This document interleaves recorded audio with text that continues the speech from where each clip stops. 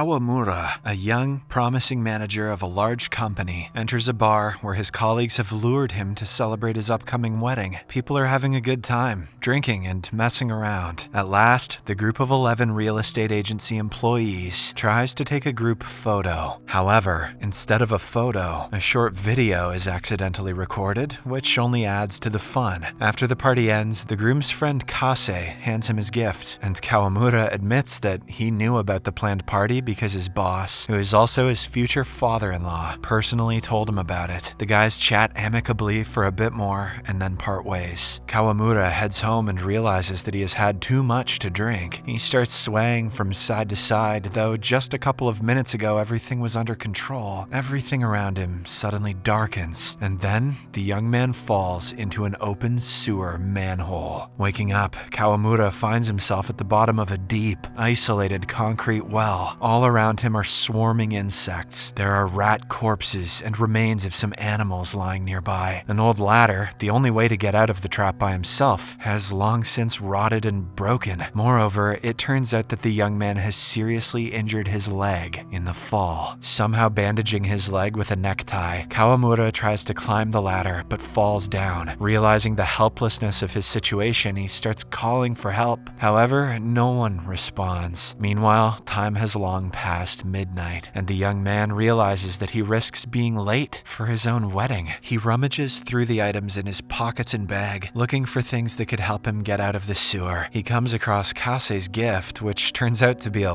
lighter. In the light of a small flame, the young man looks around, but finds nothing except piles of garbage. Pulling out his smartphone, Kawamura tries to call his fiancée. However, her phone is turned off. The groom leaves her a voice message and briefly tells her about the trouble he has encountered. He apologizes for calling so late and then suggests that he might be late for the wedding, or at least smell like ass. Then the young man tries to contact Kase. The friend also does not answer. Then Kawamura begins to call all the numbers in his phone one by one, but he can't get through to anyone. It comes to the contacts of former girlfriends, but none of them pick up the phone either. Just then, just when Kawamura was about to despair, he receives an incoming call on his mobile from Mai, a girl he dated 5 years ago. Kawamura tells her everything and asks his ex to come. At first, she thinks it's some kind of silly prank, but still tries to find out where Kawamura is. It's only then that he realizes he doesn't know his exact location and checks it via GPS. Mai suggests calling the police, but Kawamura refuses and sends her a map. He somehow manages to convince Mai to come to his aid. He insists that he might be late for an important event. Then, the girl admits that she knows about his wedding. Mai is clearly hurt by her ex, but still prepares to come to his rescue. After a while, it starts to rain. Kawamura gets wet, but waits patiently to be rescued. Later, he receives a call, and Mai reports that she has arrived at the specified coordinates and found no manhole. She again convinces him to call the police. Reluctantly, he agrees, finds the number of the nearest police station, and calls. The policeman listens to the young man and suggests that it is an old, non-functioning sewer. Then the officer asks to list everything he sees around him and promises to send a police officer to him within 10 minutes. Much more than the promised time passes, but no one comes to help. Kawamura contacts Mai again, but the girl searched a large part of the block and couldn't find any open manholes. The young man begins to doubt that she even looked for him. What if she's still upset with him and wants revenge? He is tired and cold, and this rain is getting stronger, but Mai doesn't understand what he's talking about because there's no rain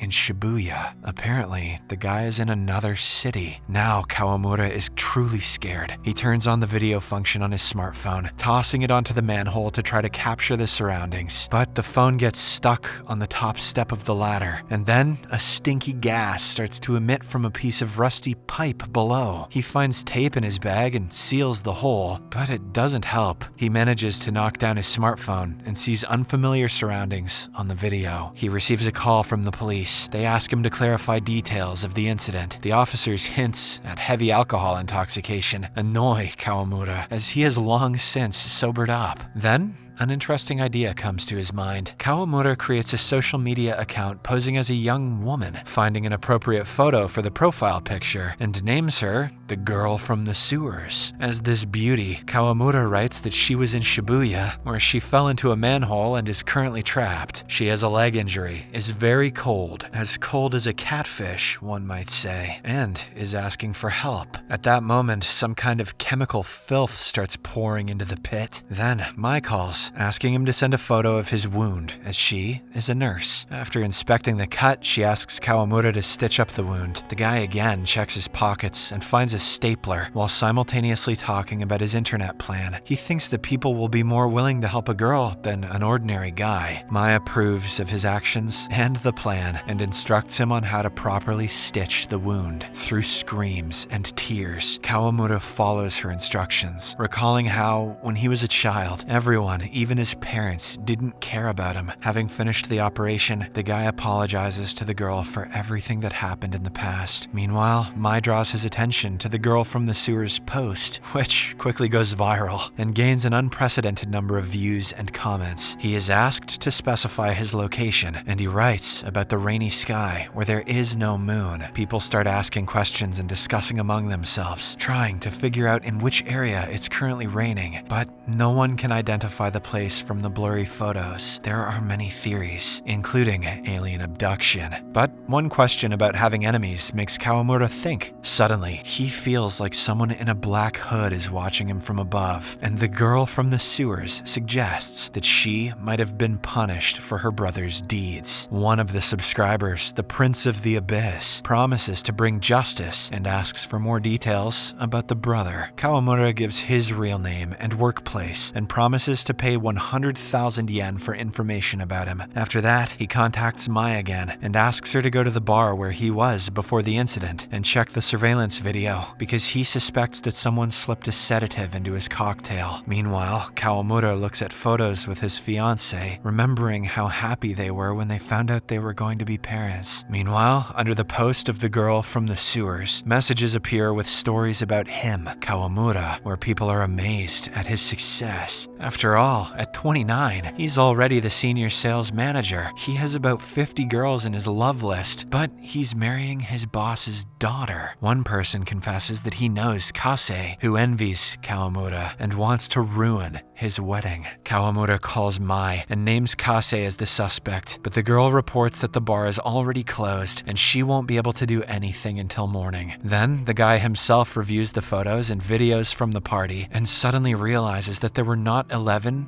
but 12 people, but the extra person is caught in the frame from the back, and he was in a hood, so it's impossible to identify him. And it was he who passed the beer to Kawamura. The guy sends a photo of the culprit to the chat. Immediately, Kase calls him, outraged by the story being spread by some girl from the sewers. He knows that his friend doesn't have a sister. Kawamura accuses him, and he can't believe what's happening. The call is cut off after Kawamura suggests that Kase is in love with his fiancée. Suddenly, Kawamura hears the noise of a railway and immediately writes about it in the chat. It's a good thing his phone battery is better than any existing phone battery. Suddenly, the Prince of the Abyss reports that he has caught Kase and intends to interrogate him harshly. Kawamura sees a video of his bloodied friend and asks to stop looking for the perpetrator and focus on finding him instead. One of the commenters reminds that the location can be determined by the pattern on the manhole cover. Kawamura takes a screenshot from the previously received video and posts it in the chat. Someone immediately recognizes the abandoned factory. One of the sympathizers reports that they are nearby and will arrive soon. By this time, the sewer is quickly filling up with foam of an unknown origin. He climbs onto a piece of the ladder, but the foam catches up with him. Meanwhile, a blogger goes on air, rushing to help the girl from the sewers. The guy enthusiastically shows the territory of of the abandoned factory, but no matter how much he searches, he can't find Kawamura. Many commenters make the most absurd assumptions, while Kawamura almost drowns in foam. Remembering the lighter, he lights it, an explosion occurs, and the foam flies out, leaving the poor guy at the bottom of the pit. Immediately, Mai calls. Kawamura hopes that the sun will rise soon, and then they will definitely find him. Suddenly, he cuts off the conversation because the remains of a person emerge from under a pile of dirt. He realizes where he is and screams in horror. Then he tells Mai that he can be found in the ruins of an abandoned school in one of the villages. He sharply refuses to call the police and asks the girl to come quickly. The actions roll back to the time when Kawamura worked at a waste incineration plant. One day, he tells his colleagues that he got a job at a prestigious firm and leaves for the city. The guy is congratulated and sent off to a new life. But in the evening, one of his colleagues comes to his house, kills the guy, and dumps his body in a manhole of an abandoned sewer. Then